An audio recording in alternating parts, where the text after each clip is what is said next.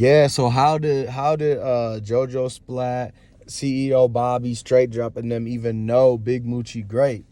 Like, he's a rapper, and hey, it's big news dropping right now. Make sure y'all watch the whole video so you understand what's going on. It's about Moochie Grape and all them. Watch. Hey, so Big Moochie Grape, he only started coming around, like he's new in PRE. So I don't know how well he knew the whole crew and stuff like that. And with him already getting his chain snatched and stuff first weekend on all Jojo, Splatt, and CEO Bobby and Straight Drop, I think those are originally his ops. They Big Moochie Grape ops, because none of them was messing with PRE people until Big Moochie Grape all of a sudden gets his chain taken, and then next thing you know, it's a bigger beef that come around later on down the road and stuff. What happened with the whole situation at the Nikita Cookies. And so if you really think about it and look at the facts, it's like, what did Big Moochie Grape do to Jojo, Splatt, and CEO Bobby for them to come and take his chain and stuff like that? Did they were they like on the same team at one point, and then they just got jealous that he came up and went over to PRE and was getting success and stuff, and then maybe they got upset that he didn't give him a bag or nothing like that, because a lot of people in the streets, like if you grow up in the hood with somebody and stuff, if you make it, they expect you to give them a bag and stuff like that when you got something. So maybe they were mad and was trying to take it, get it back, out the muscle and stuff like that. So yeah, just look at those. No problem started happening until Moochie Grape gets signed. And so, like, what did he do? If we could get some explanation, he should come out and be like, yeah, these are really who these people are. They not good, da-da-da. And this is why they must have came after us and stuff. So but nobody want to speak on the beef they had in the past. So it must have been something happened to one of their homies, the Moochie Grape people. Probably had gotten to it with Jojo, Splatt, and Straight Drop people. And then once he got signed, they was like, man, let's just take it all the way up to the top level and take out his boss man so he don't get paid. And so I think that's like something nobody talking about right now. So let's stay tuned, man. Yeah, so how did Jojo, Splatt, CEO Bobby, Straight Drop, and them even know Big Moochie Grape? Like, he's a rapper and stuff like that, so they had to move calculated in order to take his chain. Like, how did they get the drop on where he was and everything? So was there an ongoing beef already that stemmed from CEO Bobby, Big Moochie Grape, and those guys, Straight Drop? Because basically, if you think about it, they might have had the ongoing beef with Big Moochie Grape. Once he signed the PRE, then there was like they basically went and signed to somebody else that was beefing with PRE and talking about, hey, we don't like them no more. We don't actually associate da-da-da. And they went to CMG, Yo Gotti, and Black Youngster crying to them, talking about, hey, we don't like PRE. They just signed Big Moochie, we beef with them. Then that's when they co-signed that beef, CMG did, by saying, okay, so if y'all beefing with them, just come in. We're going to put something together for them to do something on a big scale. Because then they realized, like, hey, it's beefs going around now, not just CMG beefing with people in PRE, but it's other people beefing with other people in PRE. So the ops got together and with CMG, and they decided that they was going to use Straight Drop. And Straight Drop's little homies is CEO Bobby and Jojo, Splatt. So the little homies went to Straight Drop and said this, and that. And that's who Straight Drop found out that he got dropped and they signed Big Moochie. So he was like, okay, so let's bring Black Youngster in, because he knows Black Youngster and stuff, because Black Youngster girlfriend, that's really whose car that is, that white Benz. So that's how Black Youngster got involved. They went to him and said this, and he said, all right, we could use old girl car.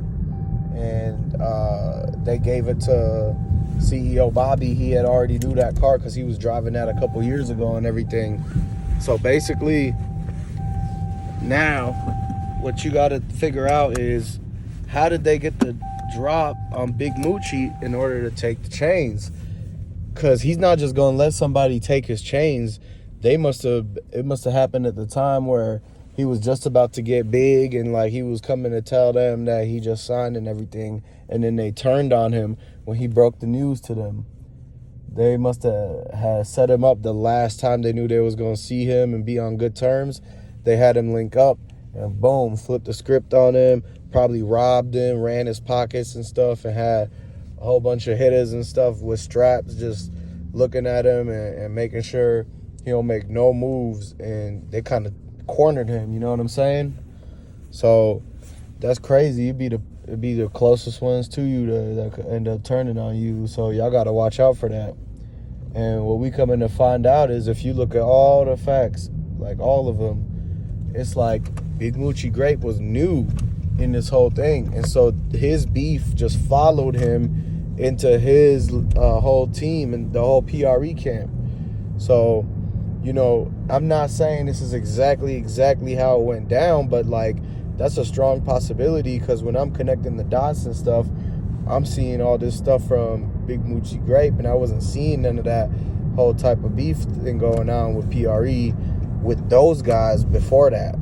So I feel like it is stemmed, it was motivated from prior beefs with other individuals, and then once that individual kind of put himself to a team, then it was beef with the team, and they took out the head person.